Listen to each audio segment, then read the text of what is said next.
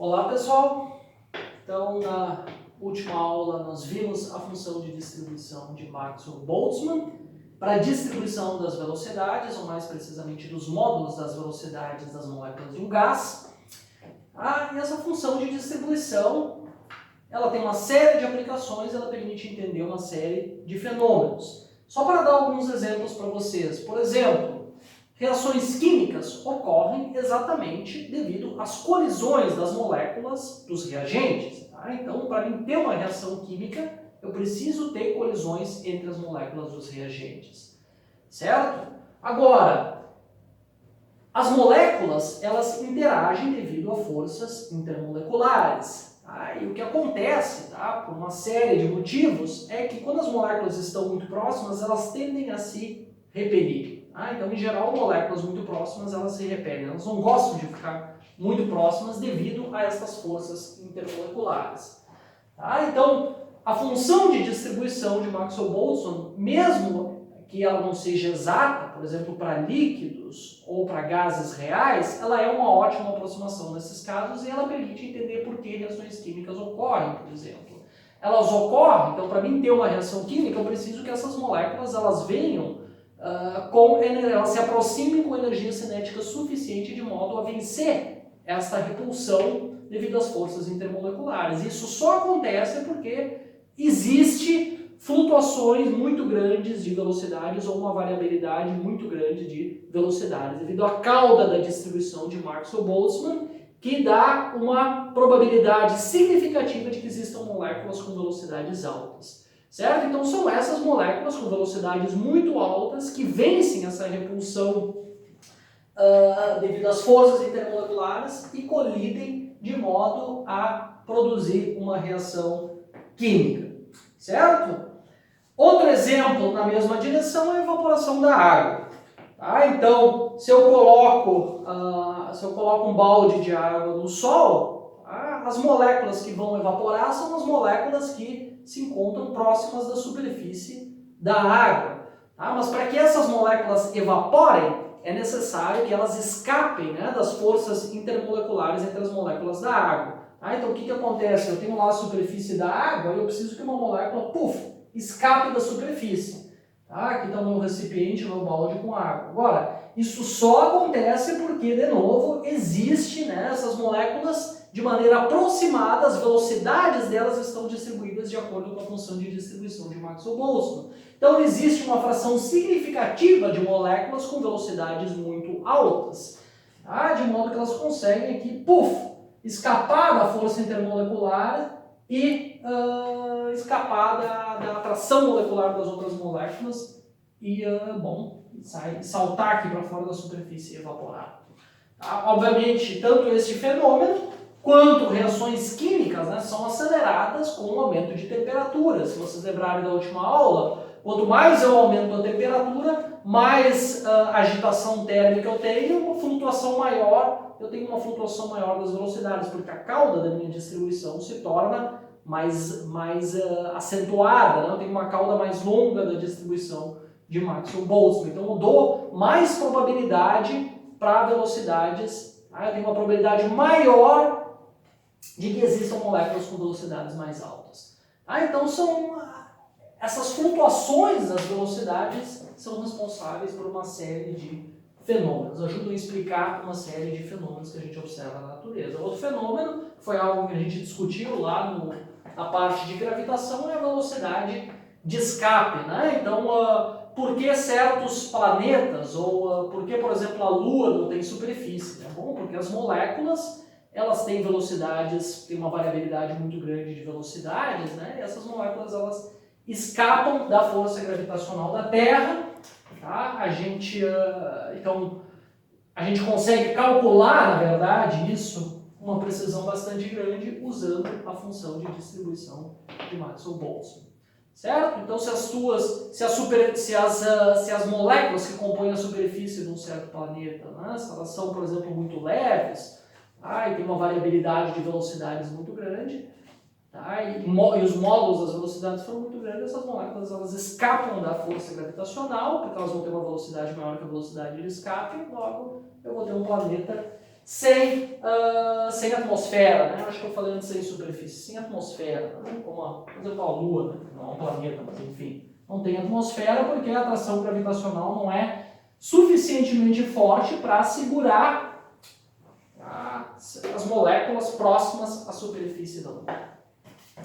Bom, eu vou querer hoje fazer simplesmente vou fazer um único exemplo, tá? Para vocês entenderem como a gente aplica essa função de distribuição para fazer um cálculo de fato, por exemplo, da fração de moléculas em um certo intervalo de velocidade. Tá? Então eu quero mostrar pelo menos um exemplo explícito, porque certamente vocês vão se deparar com exemplos parecidos na lista. Tá? Então, são dois exemplos que eu transformei em da 9ª edição do Halliday. Página 229. Então, um exemplo muito simples. Eu tenho um cilindro de oxigênio. Eu tenho um cilindro de oxigênio a uma temperatura de 300 Kelvin, que é aproximadamente 27 graus centígrados. Né? A gente chama isso aí às vezes de temperatura ambiente. A massa molar do oxigênio é conhecida. A massa molar do oxigênio é conhecida e vale 0,032 kg por mol. Essa é a massa molar do oxigênio. Tá? E a gente quer calcular o seguinte. Tá? Primeiro, a gente quer saber qual é a velocidade média das moléculas do oxigênio e qual é a velocidade mais provável das moléculas do oxigênio, usando as expressões que eu apresentei na última aula. Tá? E nós vamos também querer saber qual é a fração de moléculas. Tá? Vou escrever isso aqui para a gente deixar o problema bem definido. Qual é a fração de moléculas com velocidades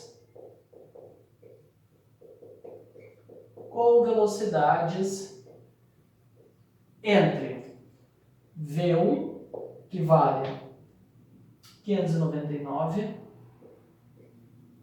metros por segundo, e V2, que vale 601 metros por segundo. Certo? Eu quero saber então qual é a fração de moléculas com velocidades, ou com os módulos de velocidades, né? Como eu falei na última aula, V aqui se refere ao módulo da velocidade, mas eu não quero ficar falando todo o tempo módulo de velocidade. Tá? Então, qual é a fração de moléculas com velocidades entre V1 e V2, nesse intervalo aí? A fração é simplesmente o número de moléculas com velocidades nesse intervalo dividido pelo número total de moléculas do gás. Tá? Ou, se vocês quiserem, a percentagem, né, de moléculas com velocidades nesse intervalo. Bom, vamos isso aqui. Vamos calcular diretamente essas duas quantidades, a velocidade média e a velocidade mais provável, né, das moléculas do gás, usando as fórmulas da última aula. Então, a velocidade, vou continuar aqui, a gente viu na última aula aqui a velocidade média, eu já vou escrever em termos da massa molar e da constante universal dos gases ideais. Tá? Isso aqui é 8RT dividido por P vezes massa molar. Tá? Na última aula, eu creio que eu coloquei a expressão para a velocidade média em termos da massa molecular, então eu tenho que simplesmente, em termos da massa molecular da constante Boltzmann, então eu tenho que simplesmente usar o fato de que a massa molar é igual à massa molecular vezes o número de Avogadro e reescrever a fórmula dessa maneira. E da mesma forma, a velocidade mais provável é igual a 2 vezes constante universal dos gases ideais dividido por massa molar. Certo? Então, a primeira parte do problema, né, que é calcular essas duas quantidades, é só substituir os valores na fórmula, tá? Porque eu tenho a massa molar e eu tenho T. Certo? Bom, eu vou calcular aqui em cima RT dividido pela massa molar, porque essa quantidade vai aparecer depois na função de distribuição de Maxwell-Boltzmann. Então, vou fazer aqui o cálculo dessa razão. Tá? Então, massa molar dividido desculpa, RT dividido pela massa molar. Isso aqui vai ser o quê? Eu vou colocar aqui os valores com as unidades, porque eu quero falar algo, tá? Vai ser importante depois a unidade dessa quantidade aqui. Então isso aqui é 8,31 Joule por Kelvin vezes mol, vezes a temperatura, que já foi dada em kelvins. Tá? Então isso é temperatura de 300 Kelvin, dividido pela massa molar, que já está em unidades do SI. Tudo em unidades do SI, tá? Nessa parte da matéria, pessoal, é bastante importante que vocês logo transformem tudo para SI. A temperatura tem que estar em Kelvin, porque a função de distribuição de Maxwell-Boltzmann, ela vale quando a temperatura está em Kelvin. Tá? Então a temperatura tem que estar necessariamente em Kelvin, e aqui é importante usar as unidades do SI.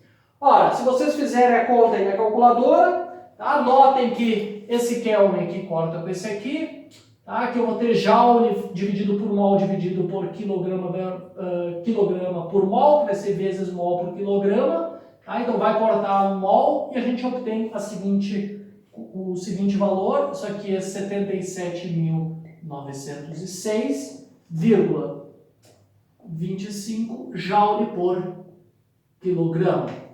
Certo?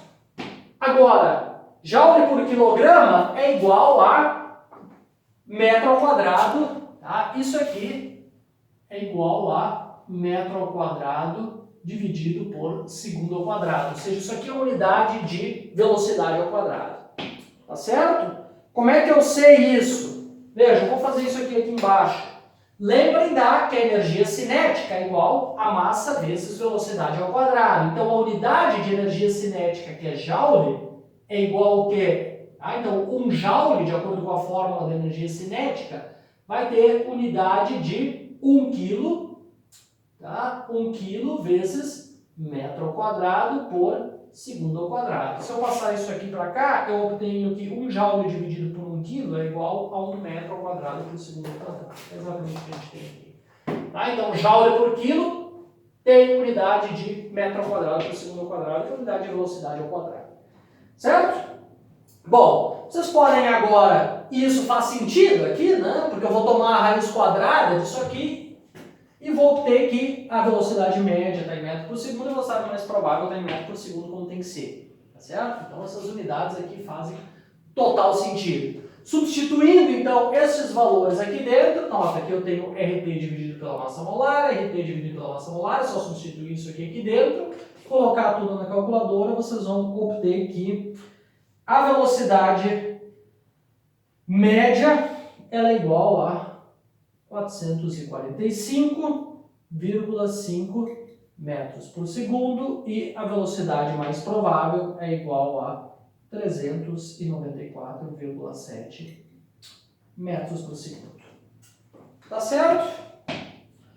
Então, como a gente falou na última aula, a velocidade mais provável é sempre menor que a velocidade média, porque a distribuição não é simétrica em torno do máximo, ela tem uma cauda mais longa para velocidades maiores. Então isso desloca a velocidade média em relação à velocidade mais provável. E bom, esses são os dois valores bastante altos de velocidades que caracterizam aí a função de distribuição das velocidades para as moléculas do oxigênio.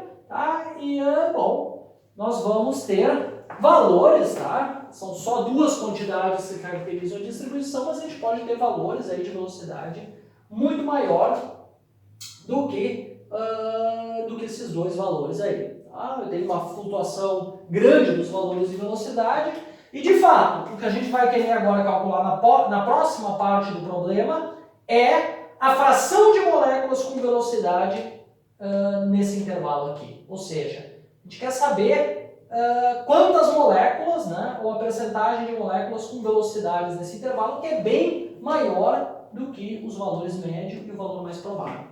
Então esses valores aqui já estão mais na cauda da distribuição de Maxwell-Boltzmann.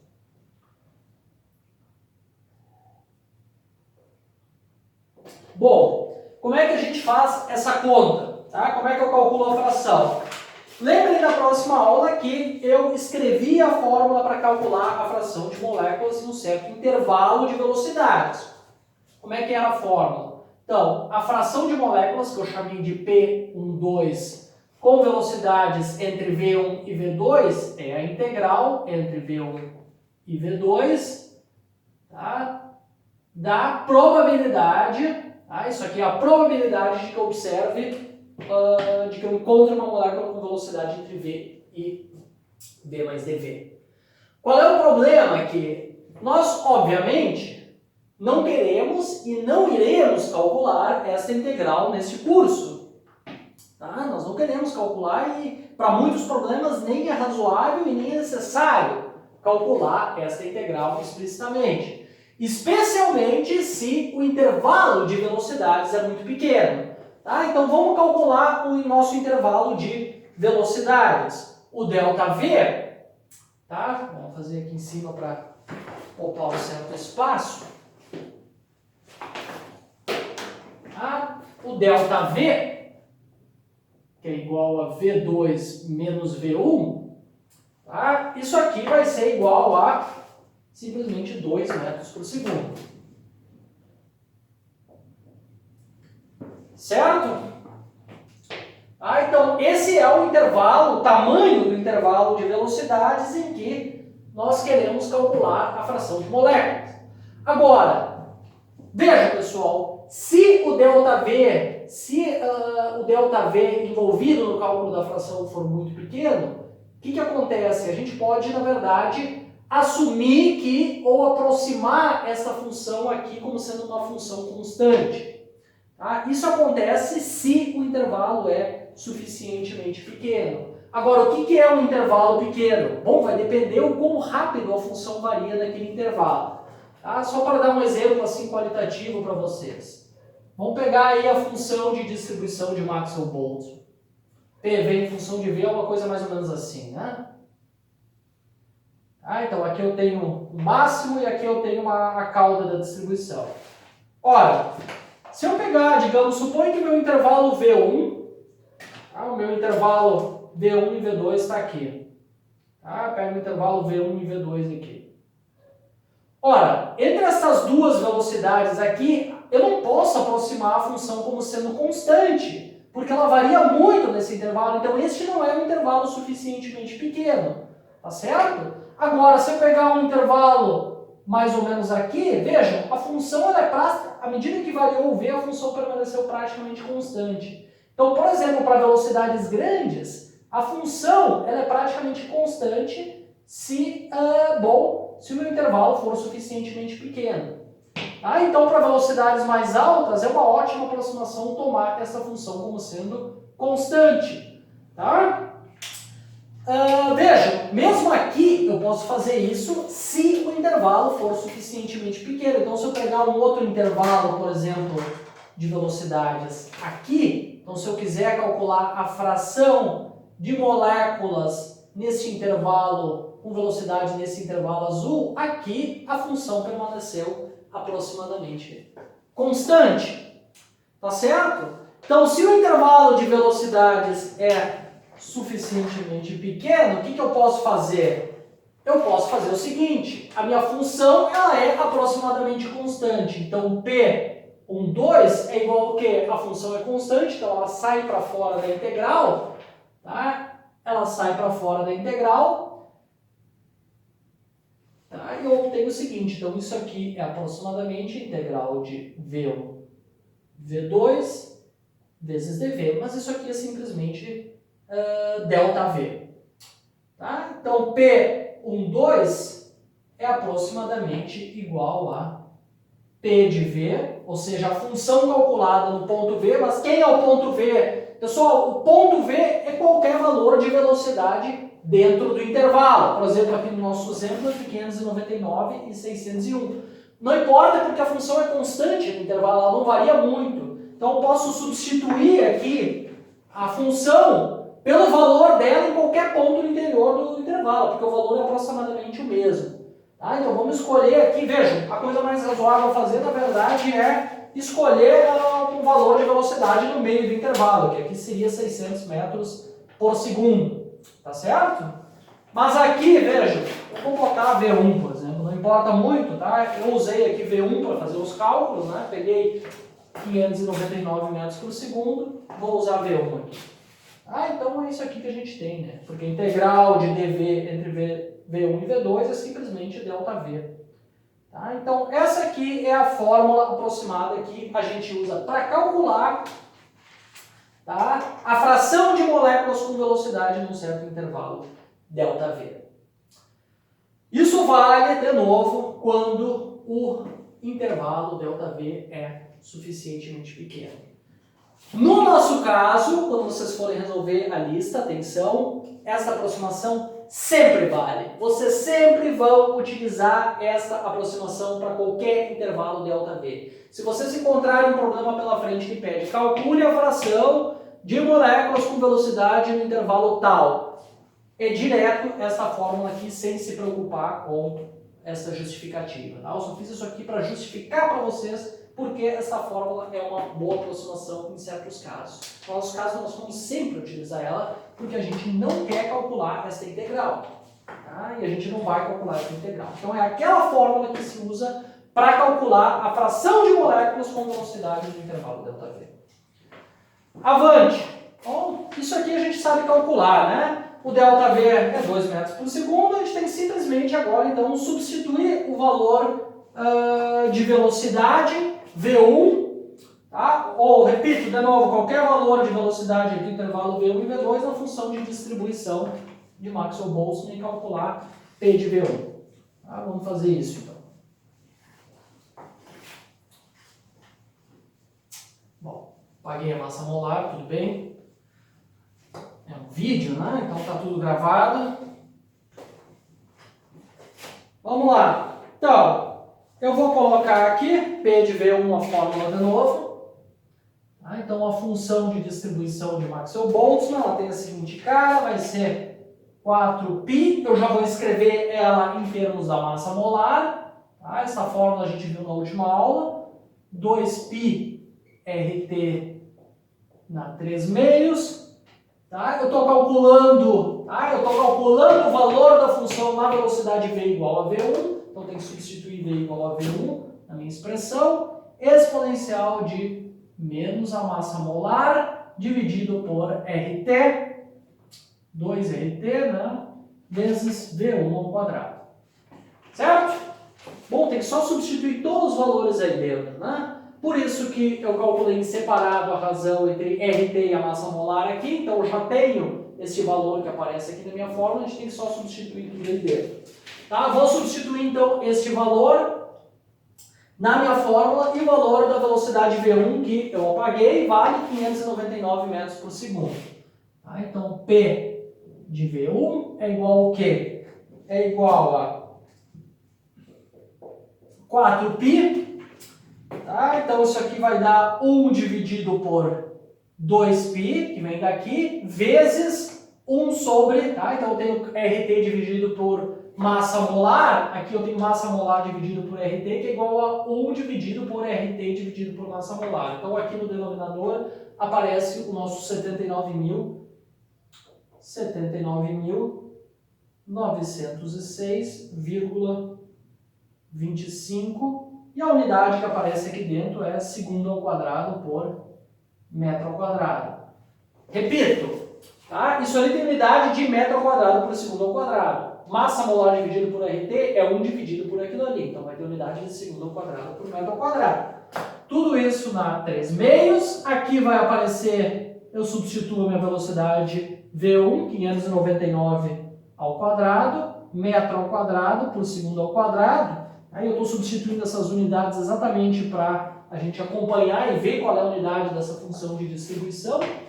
Aqui, tá? Então isso aqui de novo vai ter unidade de metro ao quadrado, segundo ao quadrado dividido por metro ao quadrado, vezes velocidade, que é metro ao quadrado por segundo ao quadrado. Então isso aqui não tem unidade, como deve ser. Função nunca tem, argumento de função nunca tem unidade. Não existe exponencial de menos 1 segundo, isso aí não existe.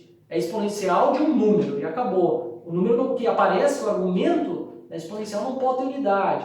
Essa é sempre uma maneira interessante de checar se vocês estão fazendo a conta certa.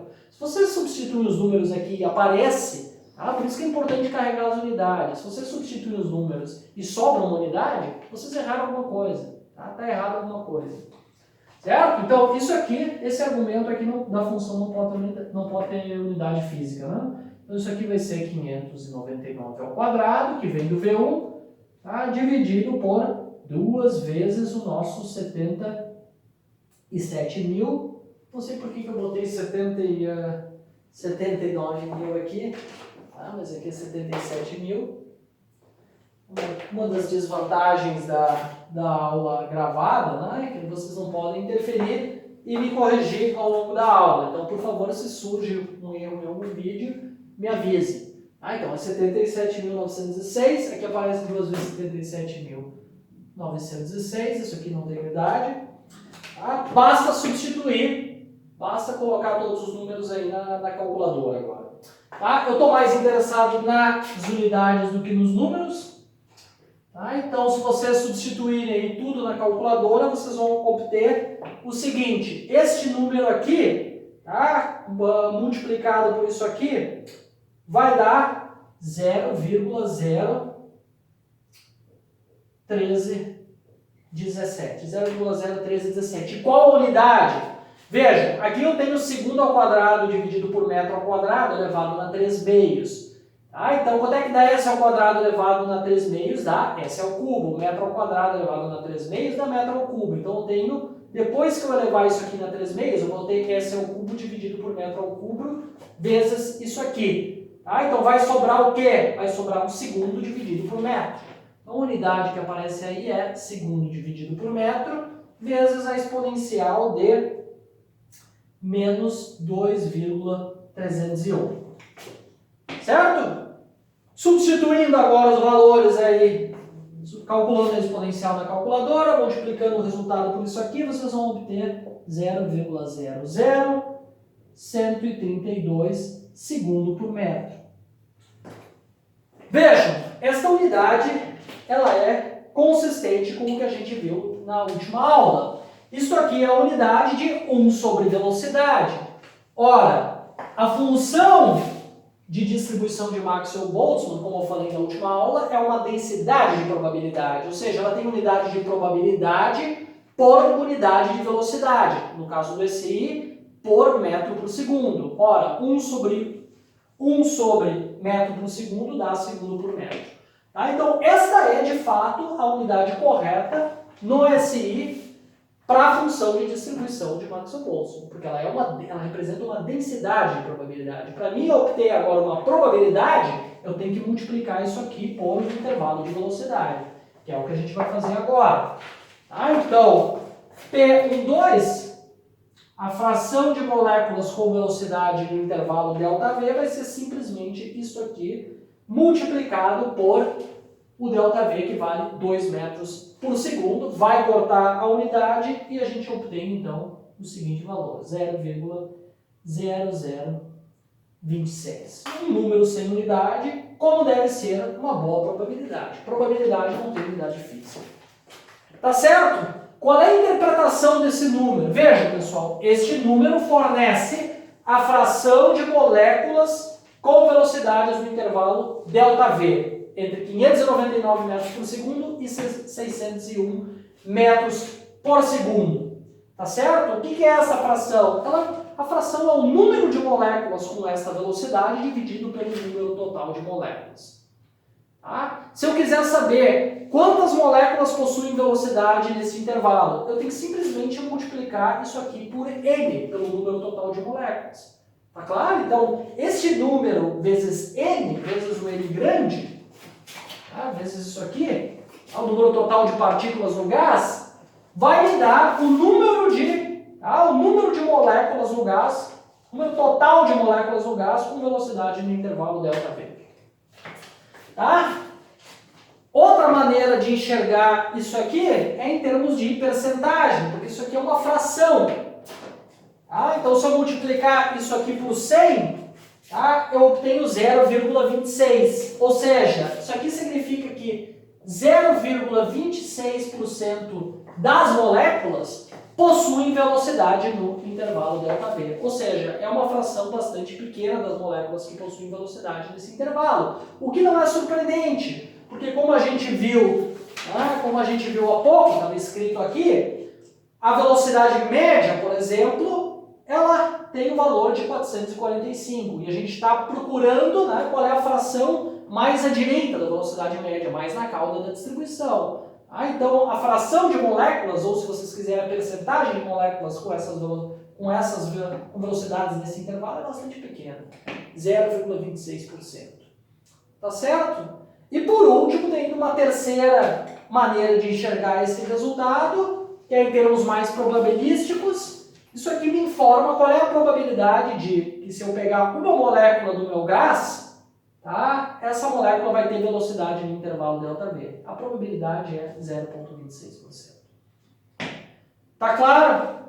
Eu espero que vocês tenham entendido, então, como aplicar a função de distribuição para o cálculo da fração de moléculas com velocidades no intervalo. Este problema vai retornar na lista, certamente vocês vão ter que calcular coisas parecidas. Certo? Na próxima aula a gente segue com o nosso estudo do gás ideal. Até lá!